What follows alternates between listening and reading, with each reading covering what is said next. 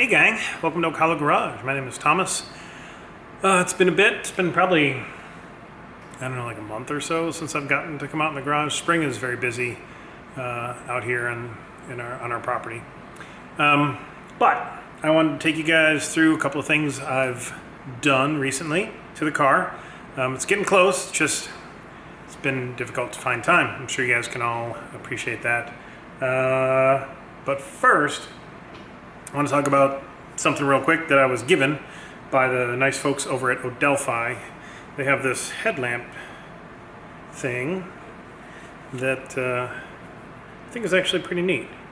I've been trying it out. I've actually used it 4 or 5 times already for different things, not just working on the car, but anybody who's my age, Gen X, I know you have like post-traumatic stress about holding the flashlight for your father, helping him work on the car, and no matter where you pointed it, it was always in the wrong spot. You seemed to point it in his eyes, and it was never fun. So headlamps, great. Such a good idea. You've seen I've used a couple other ones, but they're kind of bigger and chunkier. Here, let me grab. This is one of the ones I use. Now this is like super, super bright, and I use it for all kinds of things, but for working on the car, I actually kind of like this. It's nice, stretchy, stretchy headband, fits on nice, it doesn't feel heavy. It's rechargeable, comes with a USB cable, comes in a super small, tiny little box. Actually, I have another one, so open it up, and yeah, this is the headlamp all compressed down, and actually the charging cable is in there with it. So it's just a USB charger. So it's pretty simple. You can turn it on. Where's the buttons? There's this button. I think there's that, brightness, a little dimmer. It might be flickering in the camera, but it's not flickering in real life. And then there's a side light. So high, so it's off. This one on, low. Then it has this other interesting feature. There's another button you can press, and then what you can do is wave your hand to turn it off and turn it back on. What I ended up doing is trying to turn it off, and then, anyways. So that's kind of neat, but it's actually very reactive.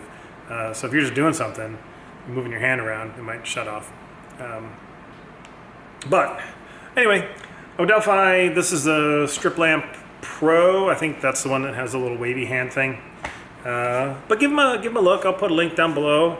I'm shrilling for them. They gave me 2 of these for free. But I like it. So, if you want one, I've got a link down below with an affiliate code for me. I don't know if I get money back or if I just get credit and a pat on the back. But anyway, give it a look. And so let's take a look. I'll take you off the stand here, and I'll show you the couple of things that I have done with the car and some things that I'm going to have to redo because I got impatient. So hang on. I think the biggest thing that I've done since last we spoke is I notched out this bit of aluminum to get more clearance for this hinge, and then I also cut off a tab. Oops! I also cut off a tab. Maybe you can see better this way on the bottom part of the radiator here. Actually, this is the condenser coil for the air conditioning. And then on this side, since I've routed these wires, or the hoses, out through this existing notch in the aluminum, they ought to do this notch on both sides. Anyways, since I routed this on this side of it, what I ended up doing actually is just cutting off part of the back of this bracket, and then I re-drilled and created another little slotted spot for the bolt to go in. So there's plenty of meat on this thing, so I'm not worried about the hood, falling off or anything. And then what that did is it shortened it up enough to give me clearance where I'm not going to grab this hose with it. So I think I should be able to open the hood really quite high now without it hitting any of the components in the front of this car. So that makes me feel good. And then here, I've gone ahead and mounted my windshield wipers, got them working, and I think I had mentioned that I screwed this thing up, somehow blew away the high-speed wiper, so I just have low. And then the little connector that the wires plug into was like cracked, and it just was a problem. So I went ahead and just ordered a whole new wiper motor from Frontline. I think that's who it was. I can try and remember to link it below. But that came.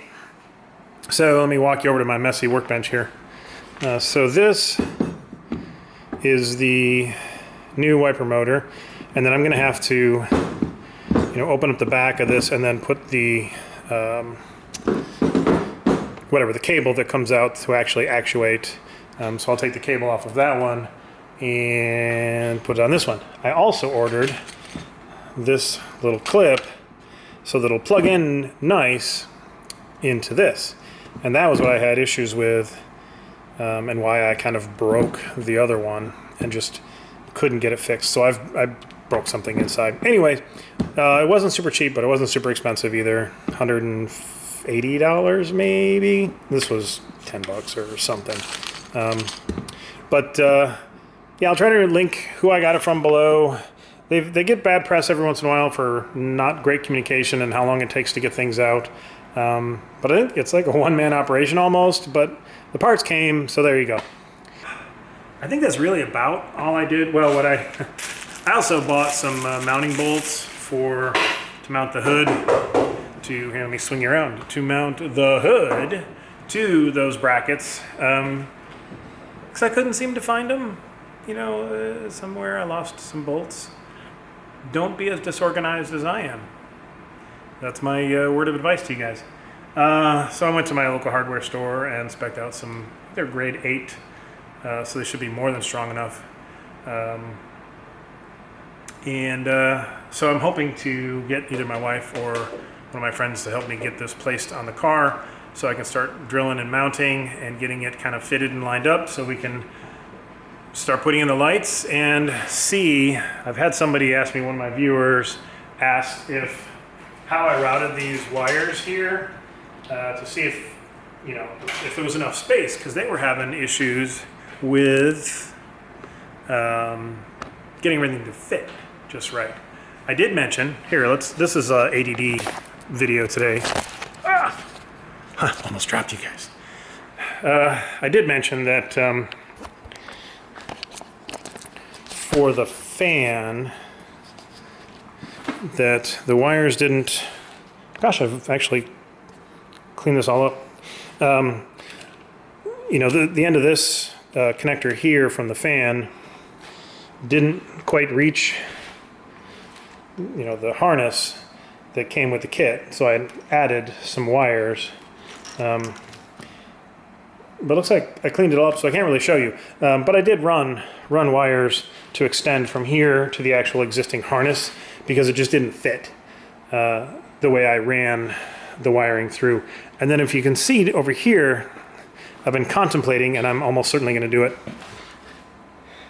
I mounted the horns down here, which I believe is where they suggested it. And these wires are they're just at their limit right there. And I kind of want this here up against this upper rail. I want this to run up. So I'm not going to do that now, I don't think. But I do plan to cut these and extend those wires so that I can run that up higher. We'll see once I get the hood on and I start running these wires for the lights, if I have to lengthen any of these or change anything out. I hope I don't, because I've already got like all these ends fitted and whatever. But if I do, I do.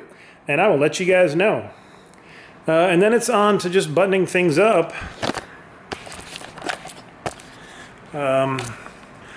Just button up final pieces here and there.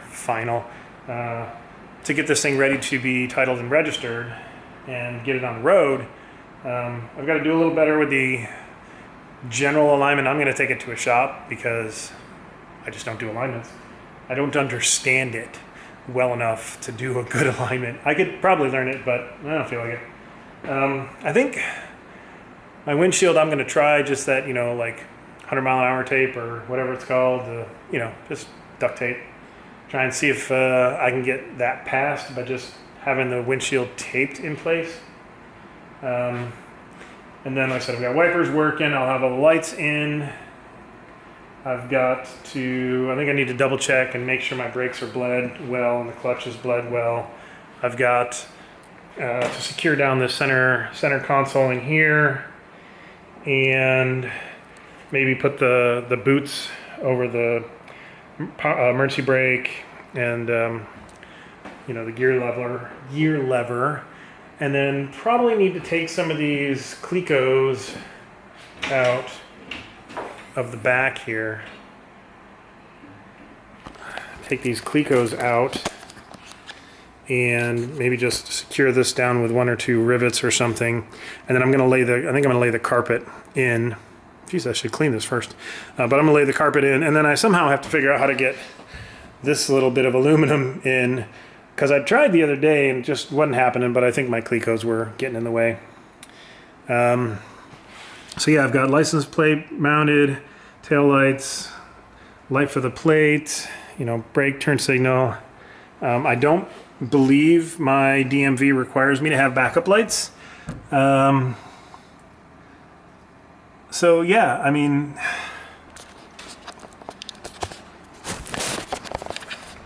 oh yeah, I put on my rear view on this side, which I think is all. Oh, and I'll have to have the side view rather on this side, and I'll put the rear view onto the windshield.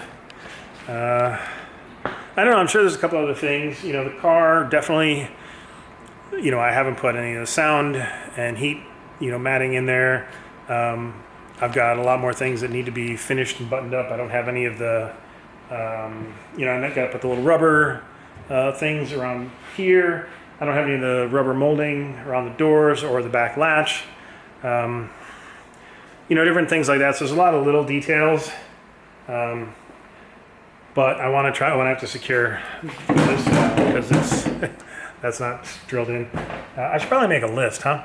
But I think, you know, we're getting close. I don't know if you've been following, and honestly, I can't remember his name off the top of my head, but I'll link his YouTube channel down below. This dude is like, he's just a builder. And, oh, I pushed a button. Hopefully everything's okay. Anyway, he's not just a builder, but he builds a number of Factory 5 cars, and my last video I put out, I was like, I'm about to get the hood on next. And that's when a car arrived, a Coupe arrived for him, and he's already got it built and off to paint. And I don't even have the hood on. Like, that was all I had to do was put this hood on the car. And he went from getting the kit to having it fully built and ready for paint. And I still didn't put a hood on the car. And he works a full-time job. So like I said, I'll link to his YouTube channel down below, and I apologize to him that I can't remember his name off the top of my head. I'm getting old, shit happens. So there you go, I think that's it for today for this video. Hopefully I'm still recording, I don't even know. But thanks for tuning in, guys, and we'll catch you on the next one. One more thing, I want to give a shout out to Factory 5. I got this box in the mail a couple days ago, and you know, unsolicited, whatever, it just says Factory 5 Racing. I know what it is because I saw some guy post something about it on Facebook. It is a tech update, something about the power steering rack. I haven't even opened this. I mean, I literally just opened this box, so I haven't looked in here. Don't even have. Where did I put my? Here we go. You know, you just need your glasses when you're old. 2 customers report that they received damaged steering racks in shipping, not even being installed, not under use or anything, and involved the right side mount being cracked or broken. 0 reports of them being cracked or broken while after being installed and driven. But power